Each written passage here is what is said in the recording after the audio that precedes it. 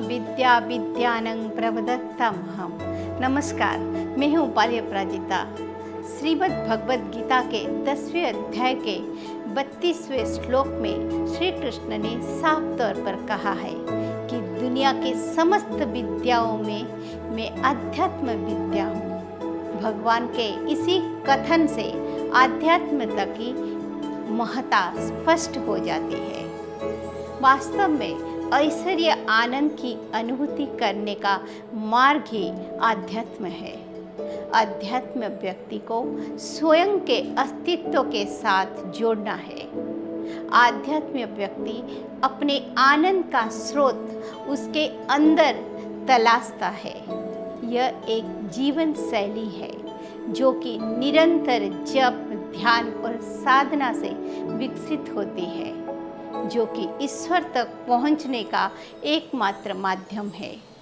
एक सामान्य मनुष्य के लिए ईश्वर की प्राप्ति असंभव है, जबकि एक आध्यात्मिक व्यक्ति के लिए सहज है, क्योंकि ईश्वर को बृहत कहा जाता है।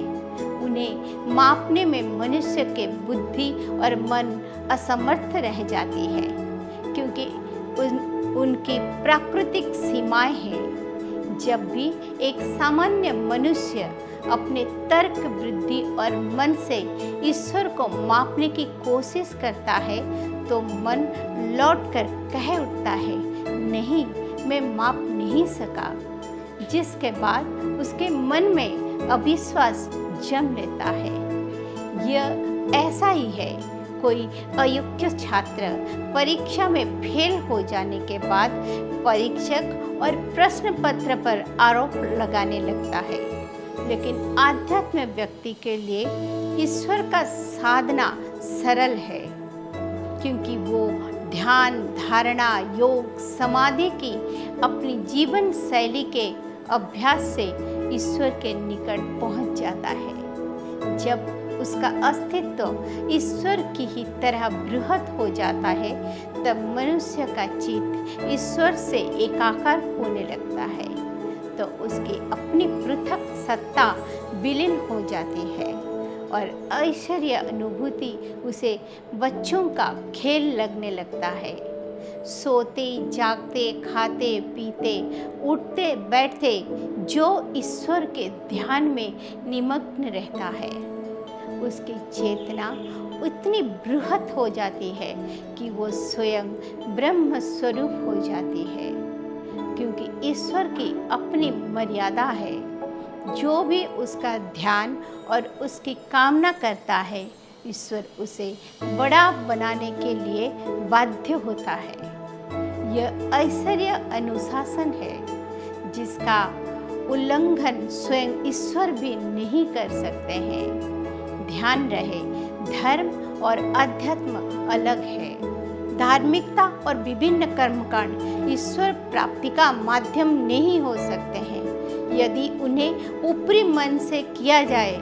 ईश्वर और आपके बीच की एकमात्र कड़ी आपकी स्वयं की आत्मा है।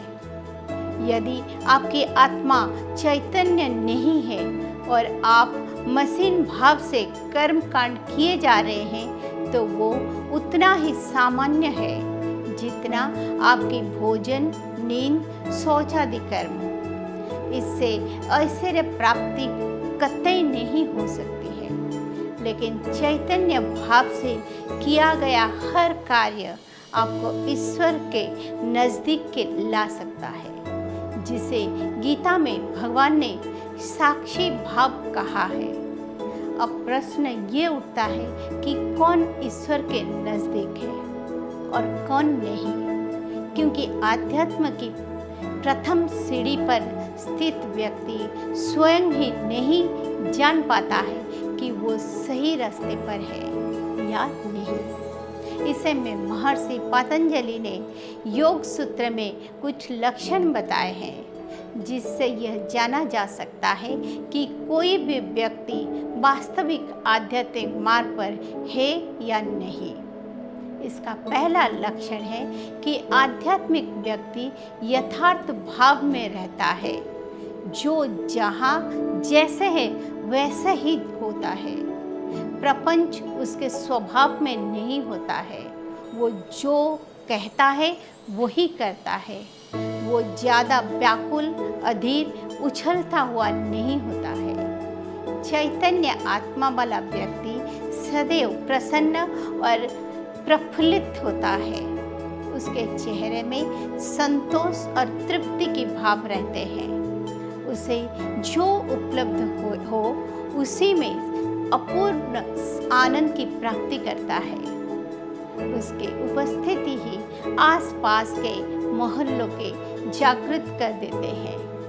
एक आध्यात्मिक व्यक्ति भेदभाव रहित होता है, लेकिन उसमें सकारात्मक और नकारात्मक लोगों को पहचान की अद्भुत क्षमता विकसित होने लगते हैं और वो स्वयं ही नकारात्मक से दूर रहने लगता है।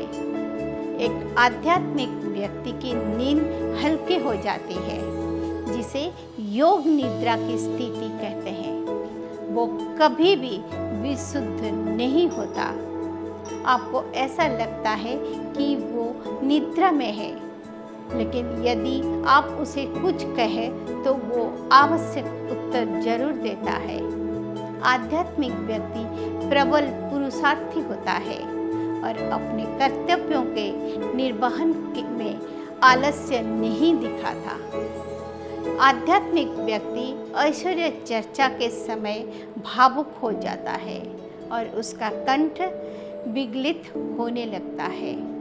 वो कभी कभी बेहद गूढ़ या अचरज करने वाली बातें बता देता है। जब कोई व्यक्ति आध्यात्म पथ पर आगे बढ़ जाता है तो वो सदैव सर्वे भवन्तु सुखिनों के भाव में पहुंच जाता है और उसके दर्शन या स्पर्श मात्र से छोटे मोटे कष्ट दूर होने लगते हैं। एक आध्यात्मिक व्यक्ति अपने बाहरी आवरण का ज़्यादा ध्यान नहीं रखता, क्योंकि उसे दुनिया को दिखाने की परवाह नहीं होती। वो आत्म प्रशंसा, आडंबरपूर्ण जीवन शैली, सजने संवरने और ज़्यादा जीव के स्वाद की परवाह नहीं होती। एक आध्यात्मिक व्यक्ति की जागृत आंतरिक चेतना ही उसे इतना आकर्षक बना देता है कि उसकी उपस्थिति और उसके बोले गए वचन लोगों के हृदय पर असर डालने लगते हैं। एक आध्यात्मिक व्यक्ति सदैव ऐश्वर्य अनुभूति के नशे में निमग्न रहता है, इसीलिए उस पर कोई बाहरी नशा असर नहीं दिखाता है। तो ये थे आध्यात्मिक जीवन के संकेत। हमें अपनी रोजाना के आदतों पर गौर करके सोचना होगा कि क्या हमारे अंदर इसमें से कोई संकेत मौजूद है। अगर है तो बहुत अच्छी बात है, और अगर नहीं है तो इन संकेतों को अपने जीवन में उतारने की आवश्यकता है, क्योंकि इस संपूर्ण संसार में ईश्वर से ज़्यादा प्रिय कोई नहीं है और ईश्वर को प्राप्त करने का एक लौता मार्ग उसे आध्यात्म के जरिए महसूस कराना है। ओम परमेश्वराय नमः।